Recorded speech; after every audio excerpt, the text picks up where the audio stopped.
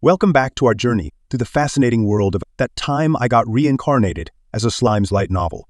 Let's continue from the last part, where we left. 3 individuals waited nervously in a fancy room for Yuki, their boss and the leader of the Cerberus secret society. When he finally arrived, Yuki apologized for the delay and told them they could have sat down. With him was Kigali, acting as a secretary. One of the visitors, Damrata the Money, reassured Yuki of their loyalty, while the other two, Misha the Lover and Vega the Power, stood by. These 3 were the top officials of Cerberus. They all greeted Yuki and then sat down. They congratulated Yuki on becoming a commander, citing his survival of an encounter with Guy, the Demon Lord. Damrata and Misha wished Yuki well, while Vega seemed unimpressed. Yuki wasn't bothered by Vega's attitude. He thought to himself that Vega could be part of the top 100, but wouldn't last long as a leader. Changing the subject, Yuki thanked Damrata for helping him with Lord Ghidorah, who had been introduced to an otherworlder by Damrata. Yuki joked with Damrata, indicating their mutual trust. Then he asked Kigali to brief them on what the Demon Lord Rimuru was up to. Kigali began her briefing, using information mainly from members of the Free Guild who were still in the West, while some of Yuki's agents had turned into underground spies. Kigali explained everything clearly. She mentioned how Rimuru controlled the Western nations and was building a large army to defend against an imperial invasion, using a town near the Great Amald River as a military base. Yuki noted the strategic move and acknowledged Tempest's strength, especially with their advanced magitrains for transporting materials and abundant food supplies. Kigali mentioned that Rimuru now controlled the Council of the West, further strengthening their defense. However, Yuki thought Rimuru's approach was naive, preferring to rely on elite forces rather than sheer numbers. Although Damrata and Kigali disagreed, Yuki couldn't shake his belief. Despite his skepticism, Yuki urged Kigali to continue the briefing, where she revealed that Rimuru's capital had over 50,000 troops on standby, with more reinforcements expected to arrive, potentially surpassing 100,000 in total fighting power.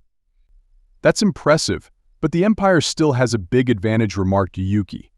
Kigali agreed, noting the Empire's vast numbers, with over 1 million soldiers, many of whom had undergone strange modifications to enhance their combat abilities. She doubted Tempest's chances against such a force, despite their impressive training and morale. Even Kigali's own defenses from her time as the Demon Lord Kazalan wouldn't stand against the Empire's onslaught. However, Yuki remained optimistic and urged Kigali to continue her report on the nation's technology. Tempest started selling all sorts of interesting items, from handy tools to fancy weapons, but no one knew where they were coming from. Even the merchants couldn't trace their origins, as Tempest kept a tight lid on information leaks. Kigali suspected they were developing new weapons internally, raising concerns beyond just the size of their armies. However, Yuki couldn't risk sending Kigali to investigate Rimuru directly, fearing it would attract unwanted attention and jeopardize their plans. Yuki grinned as he acknowledged Kigali's observation about Rimuru's technological advancements. He noted that while the Empire had tanks, Rimuru wasn't far behind with his magitrains. He emphasized that relying solely on advanced weaponry wouldn't give either side a significant advantage, as Rimuru's access to otherworlder memories meant he could fund various weapons.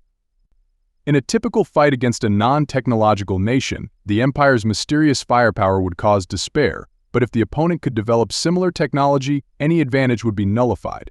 Over-reliance on technology could even lead to a swift reversal of fortunes. Yuki thought Rimuru had a good chance of winning. But Vega's brash suggestion to crush their enemies without hesitation, realizing his lack of understanding about the situation. Despite Vega's strength, Yuki found him lacking in intelligence, wishing he could be more useful. He acknowledged that in this world, quality mattered more than quantity, citing the example of the powerful Demon Lord Guy to emphasize the importance of individual strength. Yuki sighed, indicating his reluctance to rely solely on brute force and emphasizing the need to understand their enemy's capabilities. To achieve your goals in war, you need to understand your opponent's strengths and tactics. Sometimes it's best to send someone strong to test the waters and know when to retreat from a battle you can't win. Facing powerful enemies like Rimuru's nation requires more than just numbers, it demands tactical skill. Tempest has many strong individuals like Benimaru, Diablo, Xian, and Gabta, who are like tactical units on their own. So it's not just about technology, it's about their tough fighters too.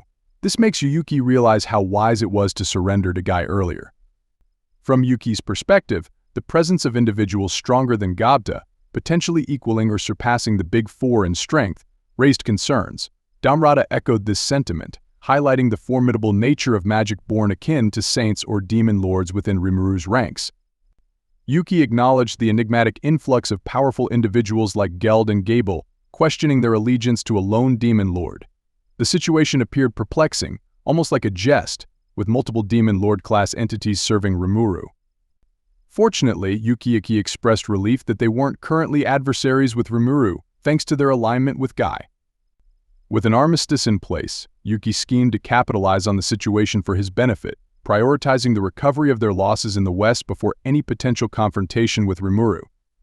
With his concerns addressed, Yuki shifted back to the main topic, inquiring if Kigali had completed her report. She confirmed they lacked detailed military intel but brought up a curious topic regarding ongoing disaster training in Rimuru's capital, now incorporating evacuation drills. These drills involved citizens fleeing into town from outside the 4 main gates, which puzzled their investigators. Splitting up to investigate, they witnessed a strange sight, a dreamlike occurrence where, exactly 10 minutes after an announcement, the entire town vanished, leaving behind only one gate.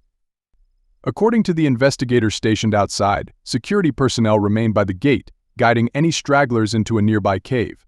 When the investigator ventured through the gate, he found himself in a maze-like chamber of stone walls, suggesting two-way access.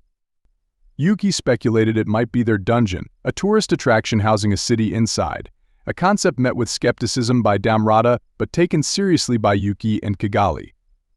Yuki said it's hard to believe, but if anyone could do it, it would be Rimuru. He told Damrata that the dungeon has 100 levels and veldora is guarding the last one. Damrata wasn't sure if that was true, but Yuki was confident because veldora told him so. Kigali felt bad for Damrata, but she also thought the dungeon might be important for the city's new technology. Yuki liked the idea and was excited about Rimuru's big plans. He didn't know who would win the war, but he thought Rimuru's city had some special tricks that would surprise their empire. Yuki figured Rimuru wouldn't risk his citizens in the final battle, but what if he had a plan to keep them safe? That would force the enemy to rethink their strategy entirely. Kigali, Damrata, and Misha were surprised by Yuki's insights, realizing conventional tactics wouldn't work against Rimuru. The prospect of facing him in battle gave them all headaches, but they found the idea of Rimuru versus the Empire intriguing and even exciting. Misha, alongside her companions, wondered about Yuki's plans, considering his previous encounter with the Demon Lord Guy. They were cautious about getting entangled in the conflict between Rimuru and the Empire. While they didn't want to support the Empire directly, they also wanted to avoid being dragged into military affairs. Yuki assured them that he wouldn't actively aid the Empire and saw their downfall as a step toward realizing their shared ideals. Being a commander now allowed him to control the timing of their actions, aligning with their ultimate goal of opposing the Empire. Misha wanted to know Yuki's plans, fearing he might get entangled in the conflict with Rimuru, despite his promise to Guy. The Cerberus trio preferred to avoid involvement in the Empire's battles against Rimuru, as it could jeopardize their safety. Yuki assured them that he aimed to see the Empire's downfall someday, aligning with their ideals. Now, as a commander, he could control the timing of their actions, ensuring they wouldn't be dragged into conflicts prematurely. Now that Yuki was one of the Empire's top commanders, he understood their military strategies inside out. He could predict their movements and anticipate when their defenses would be weakest. Yuki planned to exploit these openings to strike the Empire where they were vulnerable. His companions, Kigali, Damrata, and Misha, were thrilled by his bold approach. Damrata questioned if it was a coup, while Misha expressed her excitement at Yuki's determined stance. They were all eager to challenge both the Empire and Rimuru, confident in their abilities to emerge victorious. Vega's excitement didn't faze Yuki as he returned to the discussion. His ultimate goal was to fulfill his promise with Guy by stirring trouble with the Empire while also causing chaos in the Western nations. With a warm smile, Yuki revealed his plan to manipulate the Empire into conflict with the Western nations while seizing the opportunity to strike at the Empire's core. Damrata questioned the scheme's ruthlessness, while Misha acknowledged Yuki's calculated approach. Yuki understood that few would dare to execute such a plan, but he was confident in his abilities. He also disclosed Lord Ghidorah's deep-seated animosity towards the Western nations, driven by a desire for revenge. Despite Ghidorah's influence, Yuki believed he could manipulate him into confronting Rimuru, leveraging his vengeance for his own gain. Yuki contemplated using Ghidorah to gather information about the dungeon while undermining Rimuru and the Empire. He emphasized the importance of monitoring 3 individuals within the Empire, including the mysterious figure Tatsuya Kondo, who headed the Imperial Information Bureau and was rumored to be one of the powerful single digits. The second enigmatic figure, who held a significant presence next to the Emperor, remained unidentified but intrigued Yuki. Despite Vega's impatience, Yuki remained focused on his strategic planning, acknowledging the challenges posed by these elusive adversaries. That's it for today, guys, and thanks for watching the video. Stay tuned for next chapter. Until then, goodbye.